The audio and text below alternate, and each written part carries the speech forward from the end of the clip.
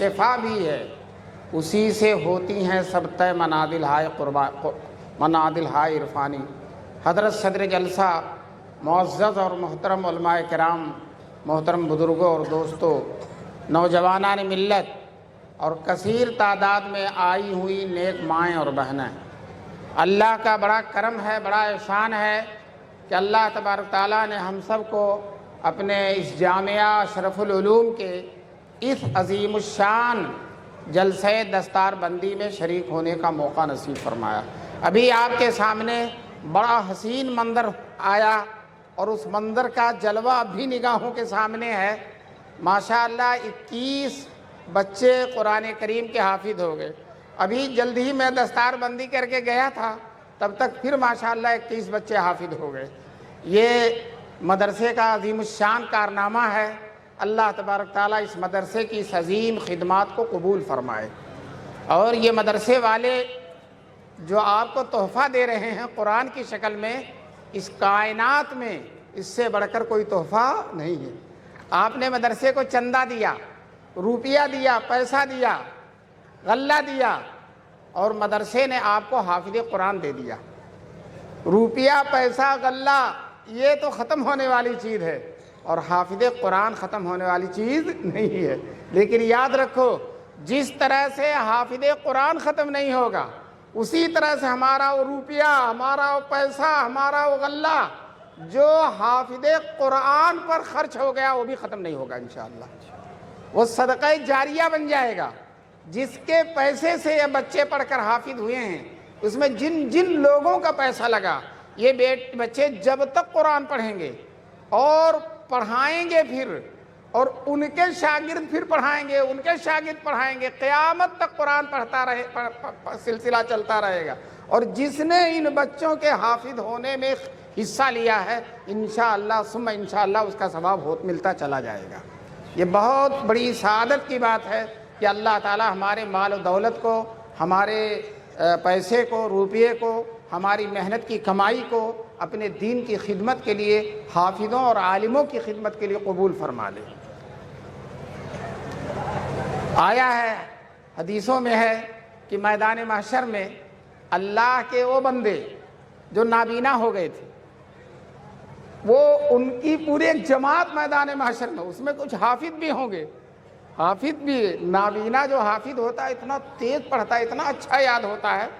ہمارے یہاں حافظ جنید صاحب تھے جونپور میں، جب ہم پڑھتے تھے نابینا تھے، اور سبینہ پڑھتے تھے اور 2 رکعت میں پورا قرآن پڑھ لیتے تھے، لیکن جھومتے رہتے تھے، جھومتے رہتے تھے، جھومتے رہتے تھے، اور جھومتے جھومتے گھومتے بھی رہتے تھے، اور ان کا چہرہ مقتدیوں کی طرف ہو جاتا تھا، انہیں پتہ نہیں چلتا تھا، پھر لوگ ان کو سیدھا کرتے تھے۔ مجھے بھی جب میں جونپور میں حفظ کرتا تھا تو مجھے ایک جگہ ملے، میں نے مجھ سے پوچھنے لگے کیا کرتے ہو؟ میں نے کہا حفظ کرتا ہوں۔ کہنے لگے بانر کہاں ہے؟ وَاتَّبَعْنَا الرَّسُولَ ہے نا، تو کہنے لگے بانر کہاں ہے؟ وہ چلتے پھرتے امتحان لیتے تھے۔ بہرحال جو نابینا ہیں، چاہے وہ حافظ ہوں، چاہے دیندار ہوں، اللہ والے ہوں، میدان محشر میں ان کا ایک گروہ ہوگا، اور وہ اللہ کے سامنے پیش کیے جائیں گے۔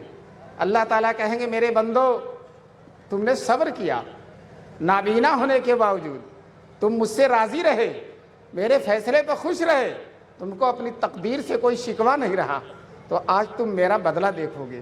چنانچہ اللہ تعالیٰ ان کی آنکھوں کو ایسا روشن کر دیں گے، ایسا روشن کر دیں گے کہ میدان محشر کی ہر چیز دیکھیں گے وہ۔ چلو صاحب دنیا نہیں دیکھے، نہیں دیکھے، دنیا تو ختم ہونے والی ہے، میدان محشر عظیم ہے اور وہاں کی نعمتیں ختم ہونے والی ہے۔ اللہ تعالیٰ ان کو بینا بنا دے گا، چمکتی ہوئی آنکھیں، اور کہیں گے اللہ تم عرش الہی کی دائیں طرف رہو، یہیں رہو۔ اللہ اپنے پاس ان کو بیٹھا لیں گے، تو علماء کہیں گے بار الہ، ہم ہی نے تو ان کو سمجھایا تھا کہ صبر کرو، اور ہم ہی نے ان کو حافظ بننے کے لیے کہا تھا، ہم ہی نے ان کو دیدار، اور یہ عرش الہی کے سائے میں ہے اور ہمیں ابھی کچھ نہیں مل رہا۔ تو اللہ کہیں گے علماء تم صبر کرو، ابھی صبر کرو، دیکھتے ہیں تمہارا کیا ہوتا ہے۔ پھر اس کے بعد کوڑھی لوگ، وہ لوگ جو کوڑھی ہو گئے، اپاہج ہو گئے، جزام ہو گیا، دنیا میں لوگ ان کو نفرت سے دیکھتے تھے، پیسہ بھی دور سے پھینک دیتے تھے، پیسہ دیتے نہیں تھے ان کے ہاتھ میں، وہ بھی آئیں گے، اور اللہ تعالیٰ کہیں گے میرے بندو میں نے تمہیں معذور بنایا، جزامی بنایا، کوڑھی بنایا، اور تم نے صبر کیا اور میرے فیصلے پر راضی رہے، آج تمہارے ہاتھوں میں ہرا جھنڈا ہوگا۔ اللہ تعالیٰ ان کو ہرا جھنڈا دیں گے اور ان کو بھی اللہ تعالیٰ اپنے پاس مقام دیں گے۔ علماء پھر کہیں گے یہ کوڑھیوں کو تو ہم ہی نے سمجھایا تھا کہ اللہ کے فیصلے پر راضی رہو، دیندار رہو، ہماری ہی تقریر سن کر تو دیندار بنے اور ہم سے پہلے نوازے جا رہے ہیں۔ تو پھر اللہ تعالیٰ جب سب کو دے چکے ہوں گے تو علماء سے کہیں گے اے عالموں، میں نے تم کو صرف تمہارے فائدے کے لیے نہیں پیدا کیا تھا، تم کو صرف تمہارے فائدے کے لیے نہیں پیدا کیا تھا، دنیا میں بھی تم خلق خدا کو دین پہنچاتے تھے، ان کو ہدایت دیتے تھے، دنیا میں تم تنہا نہیں رہتے تھے، جم غفیر کی ہدایت دیتے تھے، تو آج بھی تم جنت میں تنہا نہیں جاؤ گے۔ سفارش کرو، سفارش کرو اور اپنے ساتھ بے پناہ لوگوں کو جنت میں لے کر جاؤ۔ چنانچہ دوستو حافظوں کو تو 10 کا کوٹا ہے اور علماء کا کوٹا بھی نہیں ہے، کتنے لوگوں کی سفارش کریں گے؟ چنانچہ جو ہے حدیث میں فرمایا ہے کہ ایک جاہل آئے گا، عبادت گزار عابد آئے گا، اللہ تعالیٰ کے اٹھو جنت میں چلے جاؤ، وہ خرامہ جنت میں جائے گا۔ ابھی مولانا صاحب بیٹھے ہوئے ہیں اور عابد صاحب، عابد کس کو کہتے ہیں؟ جو قرآن حدیث تو نہیں جانتا، عربی نہیں جانتا، لیکن نماز روزے کا پابند ہے، داڑھی شرعی رکھتا ہے، جماعت میں جاتا ہے، چلے لگاتا ہے، لیکن عالم نہیں ہے، تو اللہ تعالیٰ اسے کہیں اٹھو تم بھی جنت میں چلے جاؤ۔ وہ خرامہ جنت میں جائے گا اور مولانا صاحب ابھی بیٹھے ہوں گے۔ ہم لوگ جو بہت جلدی علماء سے بدگمان ہو جاتے ہیں تو شاید کسی کے دل میں خیال آئے کیا مولانا صاحب پھنس گئے، کیا بات ہے، عابد تو جنت میں جا رہا ہے، مولانا نہیں جا رہے ہیں۔ اتنے میں اللہ تبارک تعالیٰ فرمائیں گے یا عالم قف حتی تشفع للناس، یہاں کھڑے رہو، ابھی جنت میں نہیں جانا ہے، لوگوں کی سفارش کرو اور تم اپنے ساتھ بے پناہ لوگوں کو جنت میں لے جاؤ۔ دوستو یہ علماء کی شان ہوگی۔ حافظ 10 آدمی کی سفارش کرے گا اپنے خاندان میں، اس لیے ہم خاندان والوں سے کہتے ہیں حافظوں سے محبت کرو، قدر کرو، ان کو حقیر نہ سمجھو۔ بہت سے لوگ حافظوں کو کمتر حقیر سمجھتے ہیں، ارے حافظ جی ہے، حافظ جی ہے، بڑے توہین کے ساتھ حافظ جی۔ میں کہتا ہوں کسی سیٹھ جی سے وہ کم نہیں ہے، سیٹھ جی یہاں کے سیٹھ ہیں، مالدار صاحب یہاں کے مالدار ہیں، اقتدار والے یہاں کے اقتدار والے ہیں، اور حافظ قرآن جنت میں اقتدار والا ہے، جنت میں اس کا اقتدار ہوگا۔ چنانچہ اللہ تعالیٰ فرمائیں گے اے حافظ اپنے خاندان کے 10 لوگوں کی سفارش کرو، تمہارے ساتھ ان کو بھی جنت میں اپنے ساتھ لے جاؤ۔ حافظ تو 10 آدمی کی سفارش کرے گا، لیکن عالم کتنے لوگوں کی سفارش کرے گا اس کا کوئی حد و شمار نہیں ہے۔ اس لیے ہم کہتے ہیں مسلمانوں اپنے بیٹوں کو حافظ بھی بناؤ اور عالم بھی بناؤ، حافظ بھی بناؤ اور عالم بھی بناؤ۔ حافظ کی بھی شان الگ ہے اور عالم کی شان بھی الگ ہے۔ حدیث میں آیا ہے میدان محشر میں صرف 3 لوگ سفارش کریں گے، 3 لوگ سفارش، انبیاء، شہداء، علماء۔ انبیاء، شہداء، علماء، مشکات کی حدیث ہے۔ انبیاء سفارش کریں گے، خیر نبی کا تو نبی ہی ہے، ان کا کیا پوچھنا۔ موسیٰ علیہ السلام، عیسیٰ علیہ السلام، داؤد علیہ السلام، سرور کونین، فخر الانبیاء، تاجدار حرم صلی اللہ علیہ وسلم، سارے لوگ سفارش کریں گے دوستو۔ لیکن انہی کے ساتھ ساتھ شہداء بھی سفارش کریں گے، یہ فلسطین کے 12-13 ہزار شہداء یہ بھی سفارش کریں گے انشاءاللہ۔ اور جہاں جتنے لوگ بھی شہید ہوئے ہیں آدم علیہ السلام سے لے کر اور قیامت تک، وہ سب کے سب میدان محشر میں سفارش کریں گے۔ پھر اس کے بعد تیسرا نمبر علماء کا ہوگا۔ علماء میں حفاظ بھی ہیں اور دوسرے علماء بھی ہیں، یہ بھی میدان محشر میں سفارش کریں گے۔ دوستو آپ علماء کو کم نہ سمجھیے، حافظ کو کم نہ سمجھیے، آپ اپنے بیٹوں کو حافظ بنائیے، عالم بنائیے، یہاں بھی عزت، قبر میں بھی عزت اور میدان محشر میں بھی عزت ہے۔ میں نے حافظ دیکھیے کتنا احترام، جب رمضان شروع ہوتا ہے تو سب لوگ حافظوں کو سلام کرنا شروع کر دیتے ہیں، شعبان ہی سے سلام کرنا شروع کر دیتے ہیں۔ حافظ صاحب کہیں اور نہ جائیے گا، کلکتہ نہ چلے جائیے گا، بمبئی نہ چلے جائیے، یہیں گاؤں میں نماز پڑھیے گا اور تراویح سنائیے گا اور ہماری مسجد میں سنائیے گا، بڑا اعزاز اکرام۔ اور وہ پیچھے لوگ ہاتھ باندھے کھڑے ہوئے ہیں، اور جب نماز پڑھ کے فارغ ہوتا تو لوگ کہتے ہیں سینے پہ پھونک دیجئے، بوتل میں پھونک دیجئے۔ دوستو یہاں بھی عزت ہے، یہاں بھی احترام ہے، اور قبر میں بھی ان کے لیے بہار ہے۔ عالم حافظ کی قبر بڑی شاندار ہے، ان کے قبر کا آپ اندازہ نہیں لگا سکتے کتنی شاندار قبر ہے۔ ابھی میں پڑھ رہا تھا دارالعلوم دیوبند کے ایک بہت بڑے عالم علامہ انور شاہ کشمیری رحمۃ اللہ علیہ، ان کے شاگرد رشید مولانا بدر عالم میرٹھی، وہ ہجرت کر کے مدینہ چلے گئے تھے۔ ایک آدمی لکھتے ہیں کہ میں مسجد نبوی میں ان سے ملا، مسجد میں بیٹھے ہوئے تھے اور چہرہ نور کی طرح چمک رہا تھا، بقعے نور بنا ہوا تھا چہرہ۔ وہی مولانا بدر عالم میرٹھی، جب ان کا انتقال ہوا بقیع میں دفن کر دیے گئے، بقیع کے اندر 6 مہینے، وہاں 6 مہینے کے بعد قبر پھر دوبارہ کھود دی جاتی ہے۔ 6 مہینے کے بعد قبر کھودی گئی تو لاش بالکل صحیح سالم، 3 دن میں لاش چھڑ جاتی ہے، 3 دن کے اندر۔ 6 مہینے کے بعد لاش تو کھولی گئی، تو قبر کھودی گئی تو لاش ایسی صحیح سالم، تو پھر ان کو دفنا دیا گیا اور قبر بند کر دی گئی، اور دوسری جگہ کو دوبارہ پھر 6 مہینے کے بعد کئی دفعہ 6 مہینے کا لاش ایسی کو ایسی پڑی ہوئی، تو وہاں لکھ دیا گیا کہ اس قبر کو نہ کھودا جائے، اس قبر کو نہ کھودے۔ کس کی قبر ہے؟ عالم کی قبر ہے۔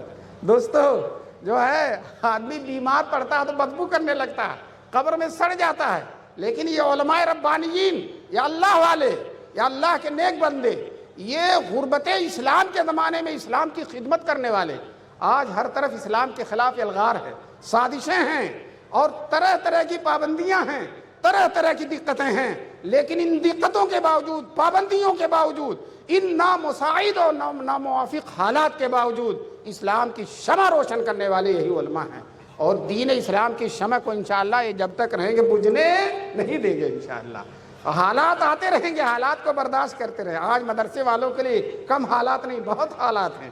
مدرسہ کھولنا آسان نہیں ہے، مولانا حماد صاحب سے پوچھئے، چلانا مدرسے کھولا، اگرچہ یہاں کے لوگ ماشاءاللہ اچھے ہیں، پیسہ ایسا دے دیتے ہیں، تنخواہ مل جاتی ہے، اچھی خاصی تنخواہ ہے، اور ان کا حوصلہ ہے کہ تنخواہ اور بھی بڑھائیں گے انشاءاللہ۔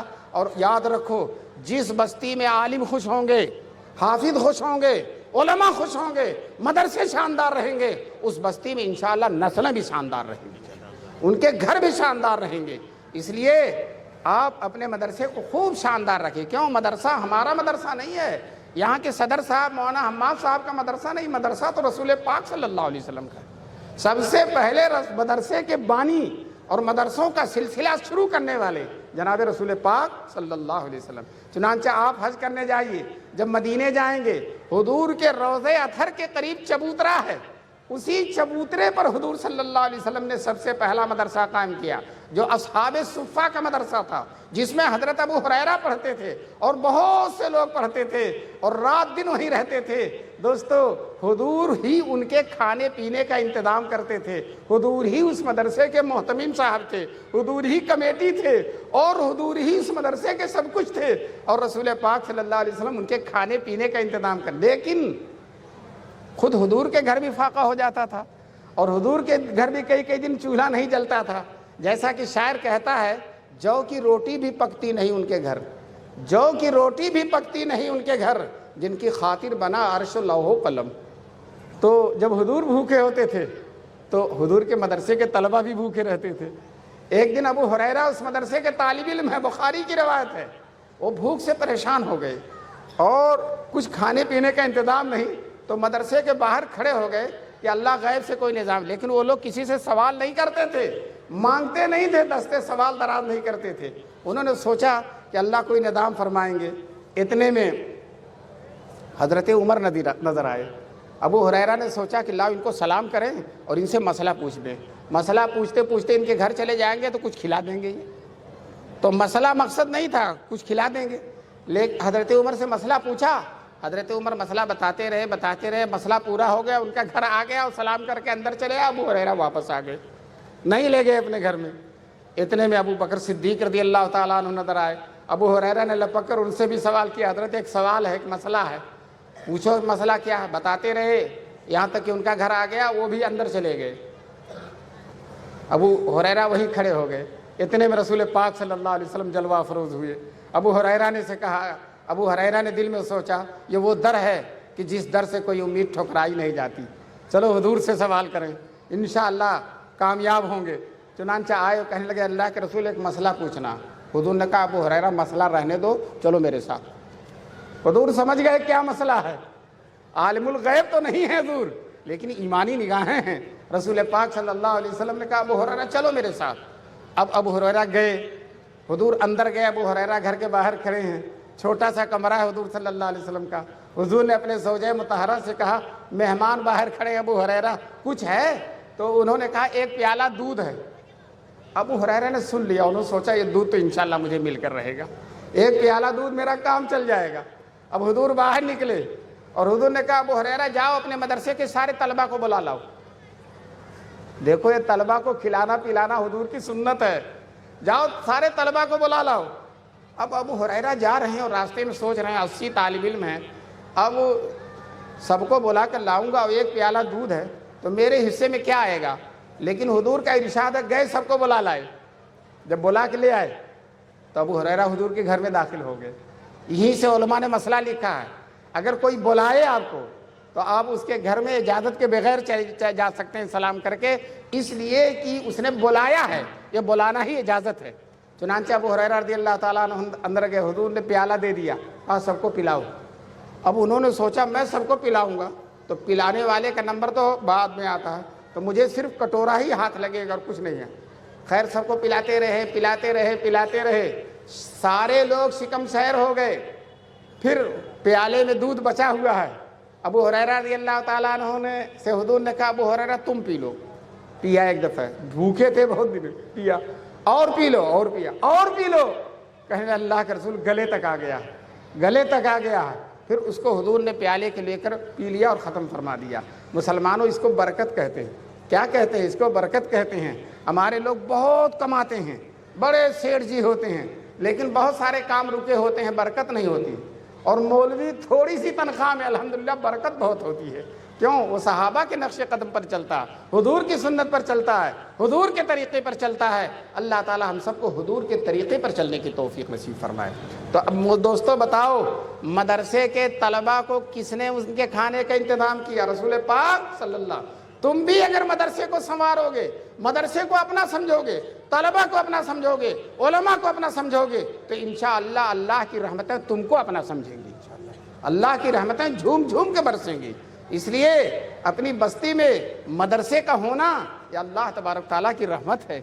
इन्हीं मदरसों की वजह से आज हमारा दीन जिंदा है, इन्हीं मदरसों की वजह से आज हमारा दीन जिंदा है। और दीन जिंदा रहने के लिए बड़े बड़े मदरसों की ज़रूरत नहीं है, जितने छोटे मदरसे हैं उन्हीं से ज़्यादा जिंदा है। क्यों? ये जो मकतब हैं, छोटे छोटे मदरसे, आपके बच्चे छोटे छोटे नन्हा नन्हा बच्चा चड्डी पहन रहा है और कुर्ता भी नहीं है, ऐसे ही बनियाइन पहने हुए जाओ के बैठ रहा है, और मौलाना उसको कलमा सिखा रहे हैं। क्या सिखा रहे हैं? कलमा। कलमा क्या चीज़ है? एक हमेशा हमेश का काफिर एक दफ़ा अगर कलमा पढ़ ले तो जन्नती बन जाता है। तो दोस्तों वो कलमा सिखा रहे हैं, दुआए कुनूत सिखा रहे हैं, तशहुद सिखा रहे हैं, अत्तहियात सिखा रहे हैं, कुरान की सूरतें सिखा रहे हैं, और ईमान मुफस्सल बतला रहे हैं, ईमान मुजमल बतला रहे हैं, और उसको तालीमुल इस्लाम पढ़ाते हैं। इस्लाम क्या है, हुजूर कौन हैं, सहाबा क्या हैं, बदर वाले कौन हैं, वहद वाले कौन हैं, हमारा अकीदा क्या है, अकीदा आखिरत किसको कहते हैं, अकीदा रिसालत किसको कहते हैं। ये छोटे से बच्चे के दिल में बैठ जाता है, और जब ये दिल में बैठ जाता है, वो बच्चा अगर मुखालिफ माहौल में भी जाएगा, वो बच्चा यहूदियों नसरानियों के हाथ में भी अगर चला जाएगा, तो बचपन में जो अल्लाह बैठा हुआ वो यहूदियों नसरानियों की सोहबत से निकलने वाला नहीं है। दोस्तों इसीलिए वो बच्चे जो शुरू से मकतब में पढ़ते हैं, छोटे से हैं, मकतब में उनका दाखिला दे दिया जाता है, वो अगर अंग्रेजी भी पढ़ते हैं, स्कूलों और कॉलेजों में भी जाते हैं, राहिबाएँ भी उनको पढ़ाती हैं, मेमा भी उनको पढ़ाती हैं, लेकिन बचपन में जो दिल में अल्लाह बैठा हुआ है उस अल्लाह को निकाल नहीं सकते। इसलिए मुसलमानों तुम बड़ी भूल कर रहे हो जो अपने बच्चे को शुरू ही से इंग्लिश मीडियम में भेज रहे हो। इंग्लिश मीडियम में भेजने से क्या फ़ायदा? आज आपके इस मदरसे में और जहाँ जहाँ चप्पे चप्पे में अरबी मदरसे हैं, माशाअल्लाह उसमें अंग्रेज़ी भी पढ़ाई जाती है और असरी तालीम भी दी जाती है, और इन मदरसों में पढ़ने वाले बच्चे 6 महीने में जितनी अंग्रेजी बोल लेते हैं, पढ़ लेते हैं। स्कूलों में, मिशनरी स्कूलों में लंबी लंबी फीसें तुम देते हो, डोनेशन देते हो, और तुम्हारे बच्चे इन 6 महीने में जो अंग्रेजी बोल लेते हैं, 2 साल में तुम्हारे बच्चे वो अंग्रेजी नहीं बोल सकते हैं। तो तजर्बा करके देख लो। तो दोस्तों क्यों तुम भूल में पड़े हो, क्यों अपने पैसे को बर्बाद कर रहे हो? इन मदरसों में भेजो, یہ قرآن بھی پڑھائیں گے، دین بھی پڑھائیں گے، اللہ بھی سکھائیں گے، رسول بھی سکھائیں گے، اور ساتھ ساتھ تمہارے بچے کو مسلمان بھی بنائیں گے۔ اور جدید تعلیمیات جو ہے تم دیتے ہو، عصری تعلیم جس کے لیے بڑی بڑی فیسیں دیتے ہو، وہ بلا فیس کے تم کو دے دیں گے، 200 روپیہ ملے گا، 200 روپیہ کی فیس یا 300، اور جس کا جی چاہے دے اور جس کا جی چاہے نہ دے، یہ بھی سہولت ہے۔ تو دوستو ہم کیوں بھول کر رہے ہیں؟ کیوں مشن میں، کیوں اسکولوں میں لے جا رہے ہیں؟ آپ اس بچے کو کیوں برباد کر رہے ہیں؟ حضرت تھانوی رحمۃ اللہ علیہ کے پاس ایک آدمی آئے اور کہا، اپنے بچے کو لے آئے، کہنے لگے حضرت میرا بچہ نماز نہیں پڑھتا۔ تو حضرت نے کہا بیٹے نماز کیوں نہیں پڑھتے؟ کہنے لگے نماز میں کس کی پڑھوں، مجھے تو اللہ کا یقین ہی نہیں۔ وہ بچہ کہتا مجھے اللہ کے، یہ میرے ابا ہیں، بتلاؤ مجھے اللہ کو سکھایا انہوں نے، اللہ کی محبت میرے دل میں ڈالی انہوں نے، تو بچپن ہی سے مجھ کو جو ہے کالجوں میں، اسکولوں میں اور مشن اسکولوں میں اور جو ہے انگلش اسکولوں میں مجھے بھیج دیا، اور نہ قرآن سکھایا، نہ حدیث سکھائی، نہ اللہ سکھایا، نہ رسول سکھایا، تو میں نماز کس کی پڑھوں؟ وہ والدین بہت مجرم ہیں جن کو اللہ نے اتنی بڑی نعمت دی، بے پھول جیسے بیٹے دیے، اور ان بیٹوں کا گلا گھونٹ دیا انہوں نے، ان بیٹوں کو برباد کر دیا، اپنے باپ ہونے کا حق نہیں ادا کیا۔ وہ بچے حضور کی امت کے پھول تھے، ان کو ان کے اندر توحید کی خوشبو ہونا چاہیے تھے، رسالت کی خوشبو ہونی چاہیے تھی، آخرت کی خوشبو ہونی چاہیے تھی، اور تم نے اس کے اندر انگریزوں کی بدبو بھر دیا اور جو ہے غیروں کی بدبو بھر دیا۔ دوستو ماں باپ اپنی ذمہ داری سے بچ نہیں سکتے ہیں، اس لیے میں کہتا ہوں اور بڑے یقین و وثوق کے ساتھ کہتا ہوں، تم ان بچوں کو ان مکتبوں میں بھیجو۔ مکتب کی شان ہی عجب ہے، مجھے علامہ اقبال کا شعر آتا ہے، یہ مکتب کی کرامت تھی، یہ فیضان نظر تھا یا مکی مکتب کی کرامت تھی، سکھائے کس نے اسماعیل کو آداب فرزندی۔ حضرت اسماعیل جو چھوٹے سے بیٹے ہیں، یا تو ابا کا فیضان نظر تھا یا مکتب کی کرامت تھی۔ جب ابا نے خواب دیکھا کہ میں اپنے اکلوتے حسین و جمیل بیٹے کو، جو اب میرے ساتھ کام کرنے والا ہے، میں اس بیٹے، پانی کی ضرورت نہیں، پانی کی جب پیاس لگی تقریر ہی بند کر دوں۔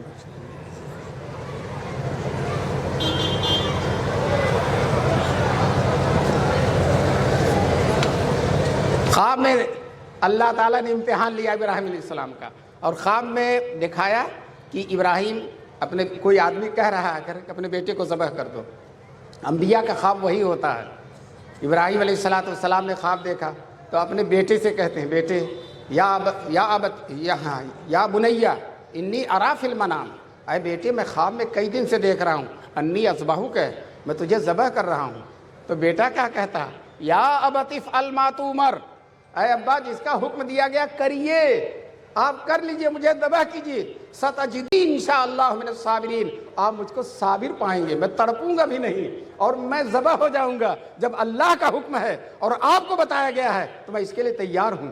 چنانچہ لیکن بیٹے نے یہ بھی کہہ دیا، ابا چھری تیز کر لیجئے گا اور اپنی آنکھ پر پٹی باندھ لیجئے گا، اس لیے کہیں میرا چہرہ دیکھ کر آپ کو پیار نہ آ جائے، اور چھری ذبح کرنے میں دیر کرے تو کہیں آپ ذبح کرنا ترک نہ کر دیں، اس لیے چھری تیز کیجیے تاکہ جلدی سے میں ذبح ہو جاؤں، اور آنکھ پر پٹی باندھ لیجیے تاکہ میرا چہرہ نہ دیکھیے۔ چنانچہ فلما اسلما وتلہ للجبین، قرآن کے وجد آفری الفاظ ہیں، فلما اسلما، جب باپ ذبح کرنے کے لیے اور بیٹا ذبح ہونے کے لیے راضی ہو گیا، وتلہ للجبین، اور باپ نے بیٹے کو پیشانی کے بل گرا دیا، تو نادیناہ یا ابراہیم، اللہ تعالیٰ کہتے ہیں ہم نے ابراہیم کو کہا کہ اے ابراہیم تو نے کر گزرا، تو اپنے وعدے کو جو تم سے کہا گیا تم نے پورا کر دیا۔ وَفَدَيْنَاهُ بِذِبْحٍ عَظِيمٍ، اور ہم نے ان کی جگہ پر میں، جبریل آتے ہیں، فوراً آتے ہیں، جبریل اللہ کی طرف سے آنے والے ہیں، چنانچہ چھری چلا دیا گلے پر۔ جب چھری چل رہی ہے بیٹے کا گلا ہے، اور جب چھری نے کاٹنا شروع کر دیا تو میڈھے کا گلا، میڈھے کا گلا ہے۔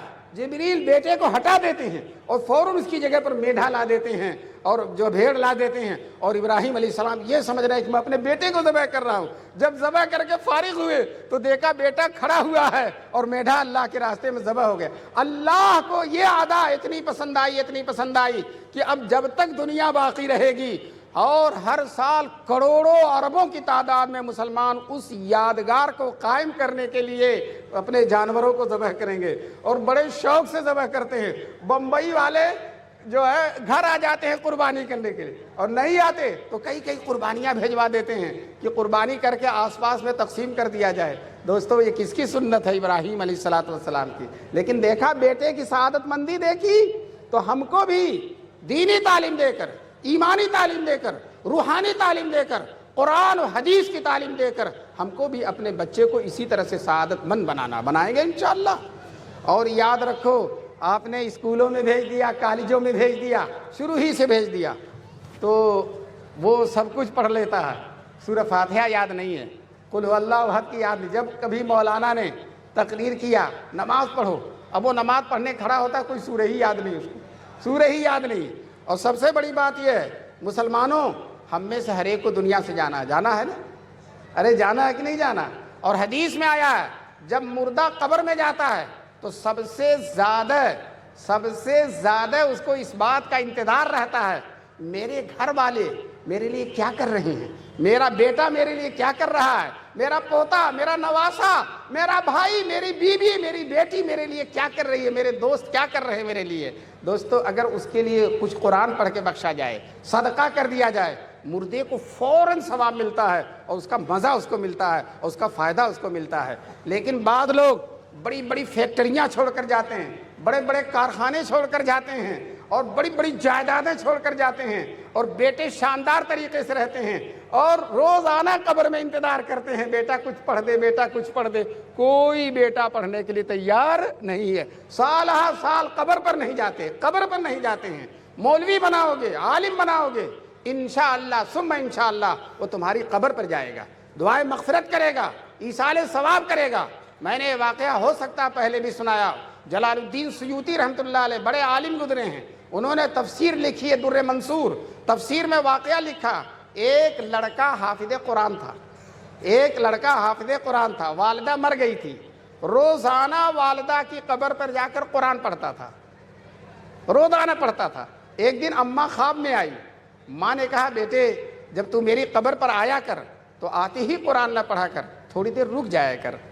بیٹا کہتا ہے، حافظ عالم بڑے تیز ہوتے ہیں، سینے میں قرآن ہے نا، دماغ بڑا روشن ہو جاتا ہے۔ بیٹا جو ہے کہتا ہے اماں ایسا کیوں، آپ کی قبر پر آؤں تو آتے ہی قرآن نہ پڑھوں، تھوڑی دیر رک جاؤں، ایسا کیوں؟ تو ماں نے کہا بیٹے جب تو میری قبر پر آتا ہے اور آتے ہی قرآن پڑھنا شروع کر دیتا ہے تو تیرے منہ سے لے کر میری قبر تک اتنا نور ہوتا ہے کہ اس نور کی فراوانی میں تیرا چہرہ نہیں دیکھ پاتی۔ دوستو یہ نور کون بھیجے گا؟ یا حافظ بھیجے گا، یا عالم بھیجے گا۔ اس لیے مسلمانوں، عقیدہ آخرت رکھنے والے مسلمانوں، ہمارے پاس تو آخرت کا عقیدہ ہے نا، اور آخرت کا عقیدہ ہمیں رات دن آخرت کی فکر میں لگاتا ہے۔ حدیث میں آیا ہے جو مسلمان دن میں 20 دفعہ موت کو یاد رکھتا ہے اللہ اس کو شہادت کا درجہ 20 دفعہ موت کو یاد رکھتا ہے۔ دوستو جو دن میں 20 دفعہ موت کو یاد رکھے گا وہ سود کھائے گا؟ وہ ہرگز نہیں کھائے گا۔ وہ جھوٹ بولے گا؟ ہرگز نہیں بولے گا۔ وہ حرام کرے گا؟ ہرگز نہیں کرے گا۔ دوسروں کی زمین دبائے گا؟ ہرگز نہیں دبائے گا۔ جو 20 دفعہ موت کو یاد رکھتا ہے۔ دوستو اس لیے ہمیں ہر آن موت کو یاد رکھنا چاہیے۔ عقیدہ آخرت اتنی بڑی دولت ہے۔ آج دیکھو دنیا میں 2 جگہ جنگیں چل رہی ہیں اور ایک شہید ہوتے چلے جا رہے ہیں، لیکن ان کو اپنی شہادت کا کوئی غم ہی نہیں، شہادت کا کوئی غم ہی نہیں ہے، اور وہ کوئی شکوہ ہی نہیں ہے۔ وہ صبر و ضبط کے ساتھ برداشت کر رہے ہیں، خوش و خرم ہیں، چلو اللہ کے راستے میں جام شہادت نوش کر لیا۔ اسی میں ابھی جو جنگ چلی، ایک بچہ، چھوٹا سا بچہ جو قرآن کا حافظ تھا، پیر کاٹنا تھا، پیر پر زخم آ گئے تھے، پیر کو کاٹنا تھا، تو جو ہے سن کرنے کی کوئی دوا نہیں تھی بے ہوش کرنے کی۔ اس نے کہا قرآن دے دو، قرآن پڑھتا رہا اور ڈاکٹر پیر کاٹتا رہا، قرآن پڑھتا رہا اور ڈاکٹر پیر کو کاٹتا رہا۔ قرآن ایک ایسی چیز ہے جو دنیا کی ہر چیز سے بے نیاز کر دیتی ہے، ہر غم سے بے نیاز کر دیتی ہے۔ کہتے ہیں آلام روزگار کو آسان بنا دیا، جو غم ملا اسے غم جانا بنا دیا، محبوب کا غم بنا دیا، اللہ کا غم بنا دیا۔ اور دوستو جب اللہ کی طرف سے غم سمجھا جائے گا تو غم کا برداشت کرنا آسان ہو جاتا ہے۔ اور دوسری طرف موت سے بھاگتے ہیں، موت سے ڈر رہے ہیں، کیوں؟ عقیدہ آخرت نہیں ہے۔ تو عقیدہ آخرت اس لیے کہ مومن سمجھتا میں مر گیا، شہادت سے سرفراز ہو گیا تو انشاءاللہ اللہ کے ہاں جنت اللہ کے ہاں جنت ہے، بڑا درجہ ہے۔ ابھی میں نے بتایا تھا میدان محشر میں شہداء سفارش کریں گے۔ شہداء کیا کریں گے؟ سفارش کریں گے۔ اس لیے جب ہم عقیدہ آخرت رکھتے ہیں تو ان چیزوں کو ترجیح دینا چاہیے جو آخرت میں کام آنے والی ہیں، اور ان چیزوں کو کام آنے والی ہیں۔ اور میں تم سے پوچھنا چاہتا ہوں، بیٹا بہت بڑا انجینئر ہو گیا، سائنسداں ہو گیا، ڈاکٹر ہونا چاہیے، میں اس کی مخالفت نہیں کرتا، ہونا چاہیے، لیکن میں آپ کو بتا دوں جو بچہ مکتب پڑھا ہے اور ان مدرسوں میں پڑھا اور یہاں سے انگریزی سیکھ کر آگے جاتا ہے تو وہ ڈاکٹر بھی بنتا تو اچھا ڈاکٹر ہوتا ہے، وہ انجینئر بھی بنتا تو اچھا انجینئر ہوتا۔ علی گڑھ میں پروفیسران اپنے بیٹے کو حفظ پڑھاتے ہیں، حالانکہ وہ دنیا دار لوگ ہیں، اپنے بیٹے کو حفظ پڑھاتے ہیں، کہتے ہیں حفظ پڑھ لے گا تو انگریزی تعلیم اس کے لیے بہت آسان ہو جائے گی۔ بہت ہے، یہ نیت اچھی نہیں ہے، لیکن میں بتاؤں حفظ ایک ایسی دولت ہے، جب وہ دولت حاصل ہو جاتی ہے تو انشاءاللہ ہر چیز حاصل ہو جائے گی۔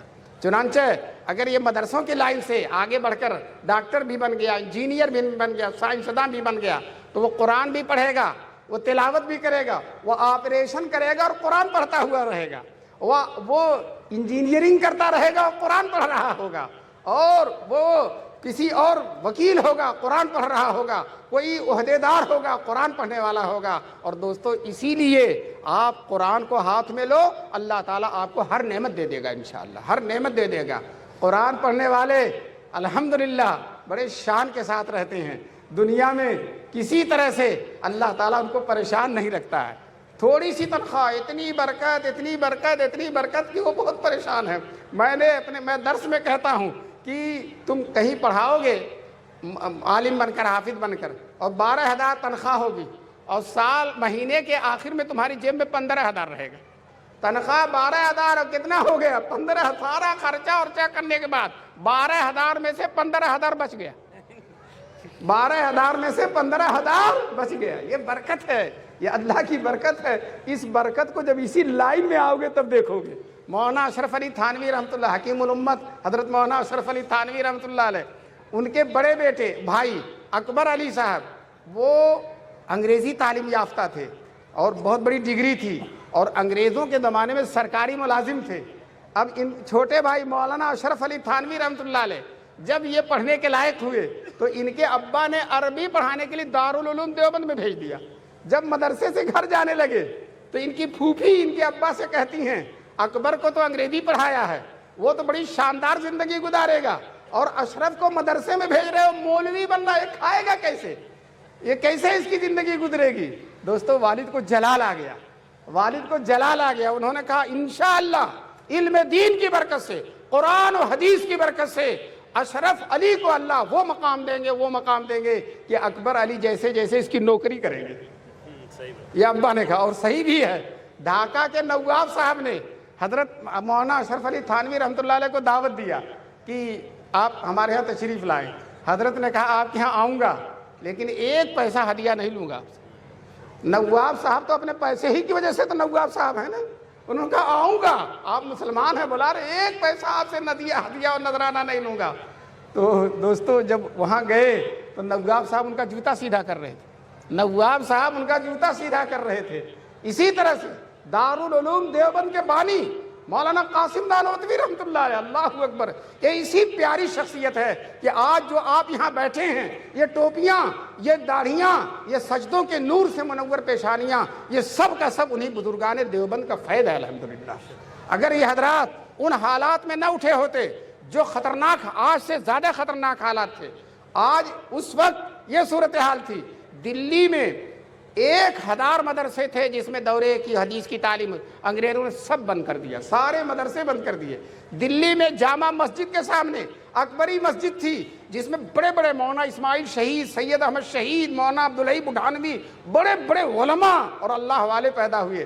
انگریزوں نے اس مسجد کو جڑ سے گرا دیا، جڑ سے اکھاڑ کے، نہ یہ مسجد رہے گی، نہ مسلمان علماء پیدا ہوں گے، نہ اللہ والے پیدا ہوں گے، نہ بزرگان دین پیدا ہوں گے۔ ابھی میٹرو کی کھدائی چل رہی تھی تو اس مسجد کا وضو خانہ مل گیا، اس مسجد کا تہخانہ مل گیا، اس مسجد کا غسل خانہ مل گیا۔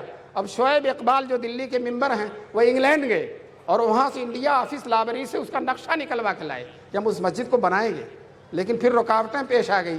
بہرحال یہ صورتحال تھی، مسجدیں ختم، مدرسے ختم، اور انگریز وزیر تعلیم نے لارڈ میکالے نے اپنے حکومت کے نشے میں یہ اعلان کر دیا تھا اب ملک میں اسلام نہیں باقی رہے گا، اب ملک میں اسلام باقی، علماء نہیں باقی رہیں گے، حافظ باقی نہیں رہیں گے، اور دیندار باقی نہیں رہیں گے۔ اور اس نے اعلان کر دیا ہم ایسے عوام پیدا کریں گے، ایسی رعایا پیدا کریں گے، انگریزی تعلیم دے کر، انگریزی تہذیب دے کر ایسی رعایا پیدا کریں گے جو صورت و شکل کے اعتبار سے ہندوستانی ہوگی اور ذہن و دماغ کے اعتبار سے انگریز ہوگا۔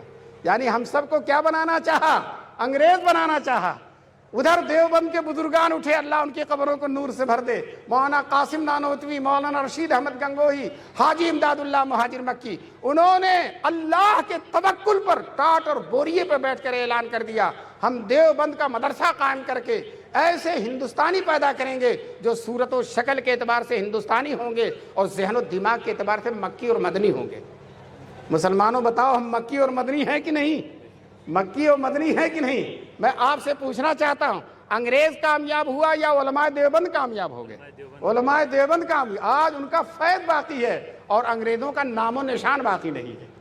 جہاں حکومت کے نشے میں ہر جگہ وہ تھے، آج کہیں آپ کو تلاش کرتے ہوئے کوئی انگریز نہیں ملے گا، دوستو ختم ہو گئے۔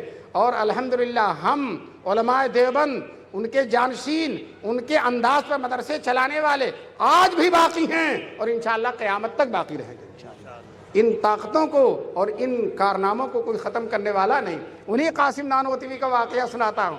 رامپور کے نواب رامپور نے حضرت نانوتوی کے ہاں خط لکھا، حضرت آپ ہمارے دربار میں آ جائیں، ہم آپ کو دعوت دیتے ہیں، ایک دفعہ آ جائیں، ہم آپ کا بڑا شوق رکھتے ہیں۔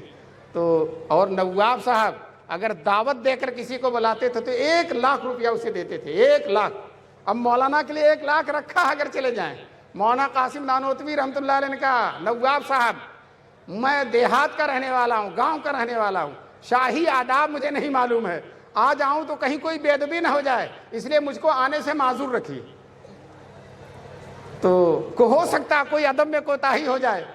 تو نواب صاحب نے پھر خط لکھا کہ حضرت ہم آپ کا ادب کریں گے، آپ کو ہمارا ادب نہیں کرنا، ہمیں بہت شوق ہے کہ آپ تشریف لائیں۔ تو حضرت نے پھر لکھا شوق آپ کو ہے اور آؤں میں، شوق آپ کو اور آؤں میں، مجھے آپ کے ہاں آنے کا کوئی شوق نہیں ہے۔ دوستو یہ علماء کی شان ہے، اسی طرح کے علماء سے دین زندہ ہے۔ دوستو چلے جاتے 1,00,000 لے لیتے، کوئی نام بھی نہ لیتا، لیکن دنیا پر لات مار دی، اللہ تبارک تعالیٰ نے دین سے سرفراز فرمایا۔ آج ہر محفل میں، ہر جلسے میں، ہر جگہ ان کا ذکر خیر ہوتا ہے۔ اور دوستو یہ علماء دیوبند وہ لوگ ہیں کہ اگر ان کا ذکر شروع ہو جاتا ہے تو اللہ کی رحمت برسنا شروع ہو جاتی ہے۔ تجربے کار لوگوں نے کہا علماء دیوبند کا ذکر ہوتا اور اللہ کی رحمت برسنا شروع ہو جاتی ہے۔ حضور کی امت میں حضور کی برکت سے بہت سے علماء ایسے گزرے ہیں کہ ان کا نام لو اور رحمت اترنا شروع ہو جاتی ہے۔ چنانچہ امام ابو حنیفہ کے شاگرد عبداللہ ابن مبارک، ان کے بارے میں علماء کا تجربہ کہ جس محفل میں ان کا تذکرہ ہوتا اللہ کی رحمت برسنا شروع ہو جاتی ہے۔ یہی حال علماء دیوبند کا ہے۔ الحمدللہ جب ان کا ذکر خیر آتا ہے اللہ کی رحمتیں برسنا شروع ہو جاتی ہیں۔ اللہ تبارک تعالیٰ اس دیوبند کے فیض کو جو آپ کی اس بستی میں مدرسہ اشرف العلوم کی شکل میں ہے، اللہ تبارک تعالیٰ اس فیض کو قبول فرمائے۔ اور یہ جو 21 حافظ ہوئے ہیں یہ بہت بڑا قوم کا سرمایہ ہیں۔ میں ان کے گھر کے لوگوں کو مبارکبادی دیتا ہوں کہ آپ کے گھر میں اللہ نے اتنی بڑی دولت داخل کر دی ہے کہ اس سے بڑھ کر کوئی دولت نہیں ہو سکتی ہے۔ میرے والد صاحب رحمۃ اللہ علیہ فرماتے تھے حفظ قرآن کے بعد ماں باپ اپنے بیٹے کے حافظ ہونے کی خوشی میں جتنا بھی خرچ کر دیں کم ہے، جتنا بھی خرچ کر دیں کم ہے۔ وہی دارالعلوم دیوبند کے بانی مولانا قاسم نانوتوی، ان کے ایک ہی بیٹے تھے حافظ محمد احمد جو قاری طیب صاحب رحمۃ اللہ علیہ کے والد محترم تھے، ایک ہی بیٹے حافظ محمد۔ ہمارا ایک بیٹا ہوگا دہرادون بھیجیں گے، اور جو ہے وہاں جو اسکول بھیجیں گے، جے پور بھیجیں گے ٹریننگ کے لیے۔ کہاں بھیجیں؟ کوٹا بھیجیں گے ٹریننگ کے لیے، اور جو ہے جب کوٹے کا کوٹا ختم ہو جائے گا تو کہیں اور بھیجیں گے۔ مولانا قاسم نانوتوی کے ایک ہی بیٹے حافظ محمد احمد، مولانا نے ان کو قرآن کا حافظ بنایا۔ جب وہ حافظ ہو گئے تو مولانا باوجود کہ مالدار نہیں تھے بہت بڑی دعوت کی، اور بہت سے علماء کو, دینداروں کو, اللہ والوں کو, مسلمانوں کو بلایا. جب مہمان کھانا کھا رہے تھے اپنے بیٹے کو تنہائی میں بلایا اور کہا احمد میں نے اپنے لیے تمہیں حافظ بنایا, اس کو یاد رکھنا. دوستو وہ حافظ احمد جب تک زندہ رہے روزانہ مغرب کے بعد 2 رکعت نفل میں ایک پارہ قرآن کی تلاوت کر کے اپنے والد کی روح کو ایصال ثواب کرتے رہے. ایک پارہ, جانتے ہیں ایک حرف پر 10 نیکی ملتی ہے. آپ کسی کمپیوٹر سے جڑوا لیجئے گا کہ ایک حرف میں 10 نیکی, تو ایک پارہ میں کتنی نیکی ہے. روزانہ قبر میں والد صاحب کے پاس نیکی جا رہی ہے. تو مسلمانوں, نفع کا یہی سودا ہے کہ اپنے بیٹوں کو ایسا بناؤ جو مرنے کے بعد بھی تمہیں یاد رکھیں, تمہارے لیے دعائیں مغفرت کریں. ہمارے ایک دوست کہتے تھے بچوں کو قرآن پڑھاؤ, اگر قرآن نہیں پڑھاؤ گے تو تمہیں بخشے گا کیا پڑھ کر؟ ABCD بخشے گا؟ ارے اسے سورہ واقعہ سکھاؤ, سورہ رحمان سکھاؤ, سورہ جن سکھاؤ, تاکہ وہ تمہارے لیے دعائیں مغفرت اور تمہارے لیے قرآن پڑھ کر بخشے. اب کچھ نہیں معلوم تو کیا پڑھ کر بخشے گا؟ اس لیے اپنے لڑکوں کو کم سے کم اتنا تو قرآن پڑھا دو کہ مرنے کے بعد تمہارے لیے کچھ کر سکے. اللہ تبارک تعالیٰ اس حقیقت کو ہمیں سمجھنے کی توفیق نصیب فرمائے. مرنا ہر ایک کو ہے, موت کا جام ہر ایک کو پینا ہے. اللہ نے قرآن میں فرمایا کل نفس ذائقۃ الموت, بڑے سے بڑے پیغمبر کو بھی مرنا ہے, اہم سے اہم کام کر رہا اس کو بھی مرنا. بتاؤ اس دنیا میں ہمارے حضور سے بڑھ کر کوئی قیمتی تھا؟ کوئی قیمتی نہیں تھا. اللہ کی مخلوق میں اللہ کے بعد سب سے بڑے ہیں. لیکن بتلاؤ حضور صلی اللہ علیہ وسلم کو بھی دنیا سے اللہ تعالیٰ نے پردہ فرمایا کہ نہیں فرمایا؟ انک میت وانہم میتون. اللہ نے قرآن میں کہا رسول آپ بھی مریں گے اور سارے لوگ مریں گے. دوستو سلیمان علیہ السلام مسجد اقصی بنا رہے تھے. وہی مسجد اقصی آج جس پر حالات ہیں وہ سب آپ جانتے ہیں. مسجد اقصی کو سلیمان علیہ السلام بنوا رہے, جناتوں سے بنوا رہے تھے. یہودی سمجھتے ہیں ہم توڑ دیں گے اس کو, جب جناتوں نے بنایا ہے یہودی اس کو توڑ نہیں سکتے. یہودی توڑ دیے جائیں گے انشاءاللہ اور وہ مسجد باقی رہے گی انشاءاللہ. سلیمان علیہ السلام اس مسجد کو بنوا رہے ہیں, ابھی مسجد بنی نہیں, اور جنات بڑے بڑے پہاڑوں سے پتھر کاٹ کے جنات لا رہے ہیں. جنات کا کیا پوچھنا, لا رہے ہیں, بنا رہے ہیں, کام کر رہے ہیں, لگے ہوئے ہیں. اسی دوران حضرت سلیمان علیہ السلام کی موت کا وقت آ گیا اور ابھی مسجد بنی نہیں ہے.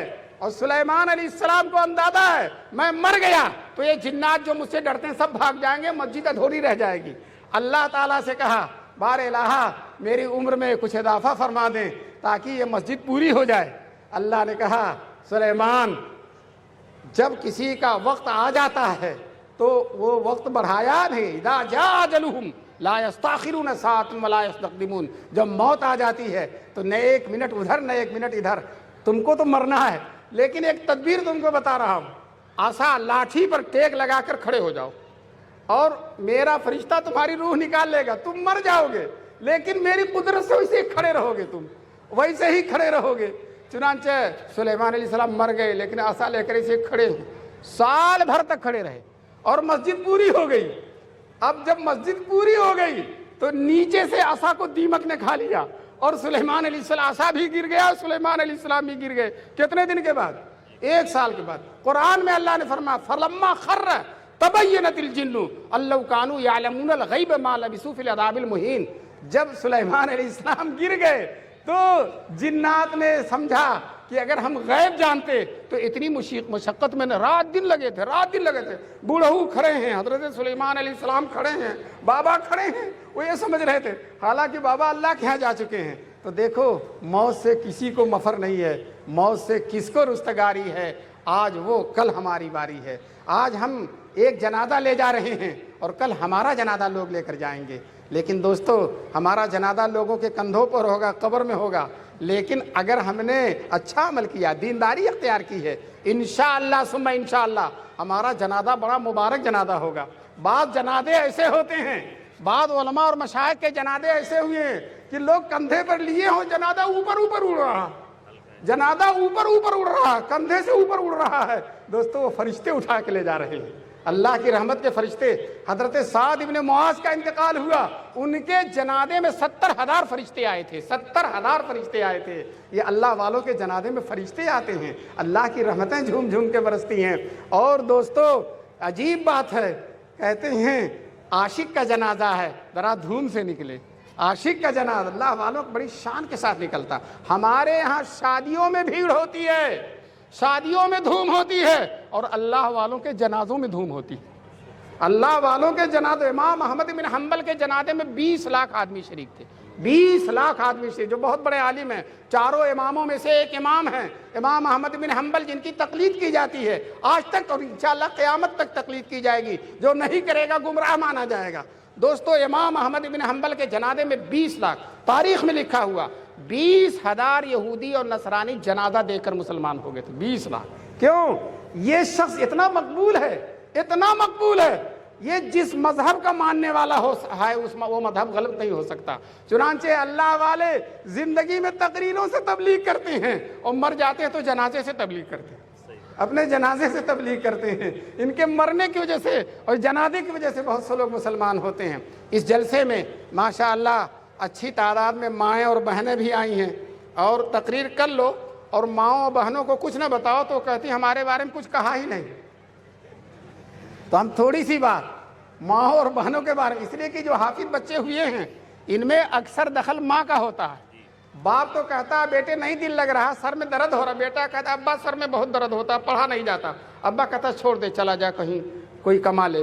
ماں کہتی ہے اگر نہیں پڑھے گا تو جوتیوں سے تیرا گال لال کر دوں گی، تیرا چہرہ جوتیوں سے لال کر دوں گی۔ اب ماں کی سختی کو جیسے وہ بیچا پڑھ لیتا ہے، تو اس کے حافظ بننے میں کس کا دخل ہوتا؟ ماں کا دخل ہوتا۔ اللہ تعالی ہماری ماں اور بہنوں کو اسی طرح سے دیندار رکھے۔